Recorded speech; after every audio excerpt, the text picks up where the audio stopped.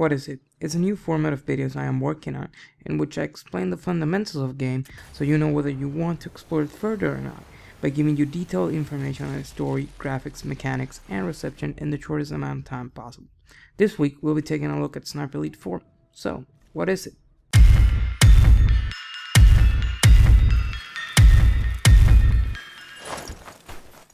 Sniper Elite 4 is the next installment in the Sniper Elite series, preceded by Sniper Elite, Sniper Elite V2, Sniper Elite 3, and the Sniper Elite Nazi Zombie Army trilogy. It is set during the era of Nazi rule over Germany, as you take control of an American sniper for the Allied forces. Either by stealthing through or going on a full-on assault, your objective during most missions is to kill certain targets.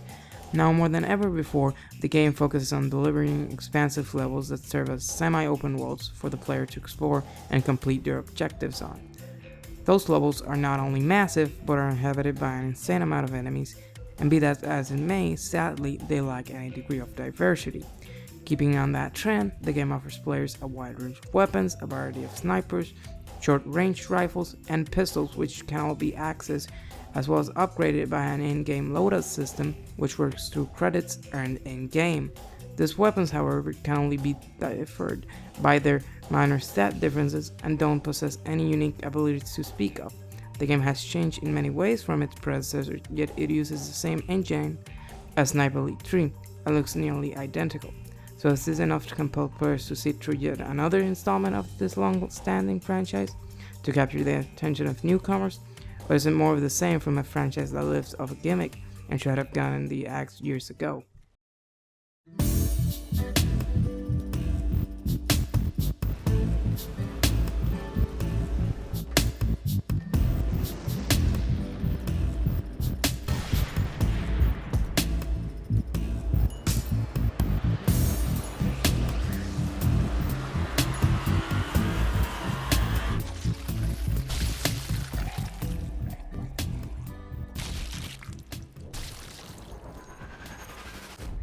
Sniper Elite is a franchise that started back in 2005 with the release of Sniper Elite by development studio Rebellion Developments, most notably known for its work on the Alien vs Predator series as well as the PSP Battlefront spin-offs.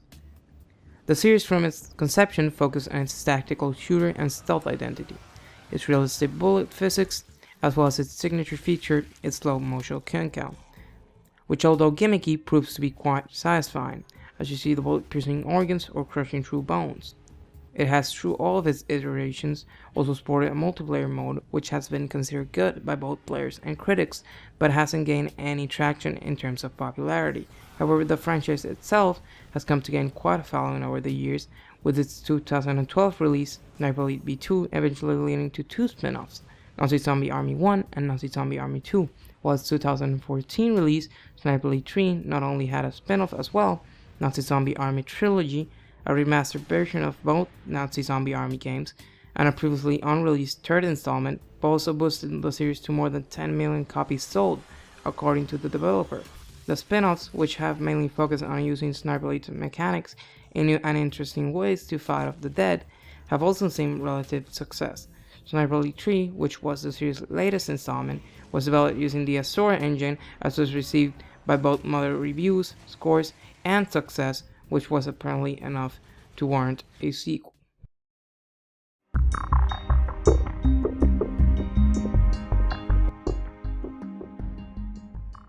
The game is based around the character Carl Fairborn, an OSS agent who is a skilled sniper and has been the protagonist of the entire franchise. This time around, the game is set in 1943 Italy, taking place right after the events of Sniper Elite 3, which followed Fairborn's involvement in the North African campaign of World War II. Here, Carl is tasked with assisting the Italian resistance force to fight against the Nazis. The story in Sniper Elite 4, however, isn't really a major focal point, taking more of a background position as the game focuses on its gameplay and its mechanics. Despite this, it helps Sniper Elite 4 get a more interesting setting, Italy, which takes the game from its deserts to more vibrant and exciting locations which are not only bigger but are also more packed with enemies than ever before.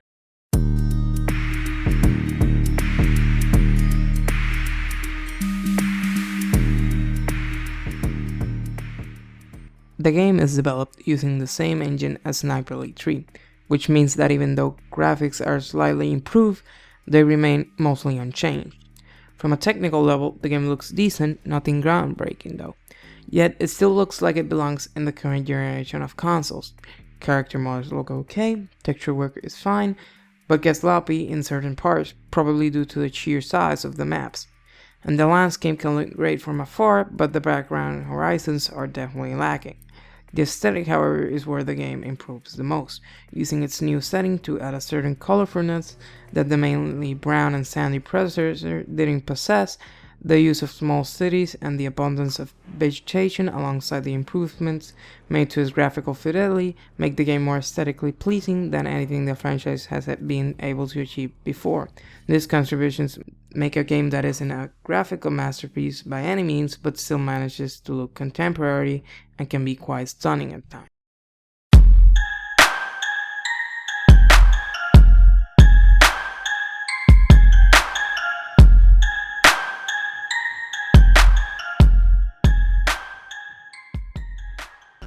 A stealth game at its core, Sniper Elite 4 doesn't really mess with its formula too much.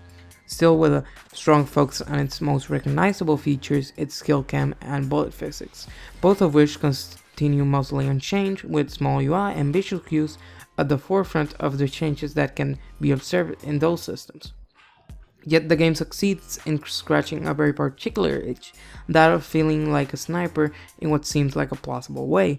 You're most likely not going on a full-on assault, even though the game gives you that option, as it is designed in the approach it your own way Far Cry style type.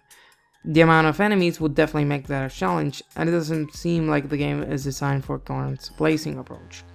This time around, it just seems more focused on expanding all playstyles, with bigger maps that allow you to fire from extensive distances and sneak around enemies with greater ease, while still keeping the tension by their sheer numbers. The game now implements silenced shots, which allow players to take the ghost approach, but it still encourages other styles of play, like the big map that can be used to shoot a couple of soldiers, disappear, and then repeat. And even though the game seems to just scratch the surface when it comes to meaningful changes to its mechanics, it does improve quite drastically, with subtle mechanics that help enhance all playstyles in different ways, which in turn leads to more interesting situations and adds a deeper layer of replayability to the game. The game's major mechanical flaw remains its AI, which although improved could still benefit from an overhaul, as it is still very easy to mislead or hide from them, especially on the massive maps, which at an initial glance could be perceived as a negative, as it seems games are in a competition over who can make theirs bigger without regards to if it really enhances the experience. Here it functions to the contrary, as it really is vital to a lot of what Sniper Elite 4 manages to accomplish.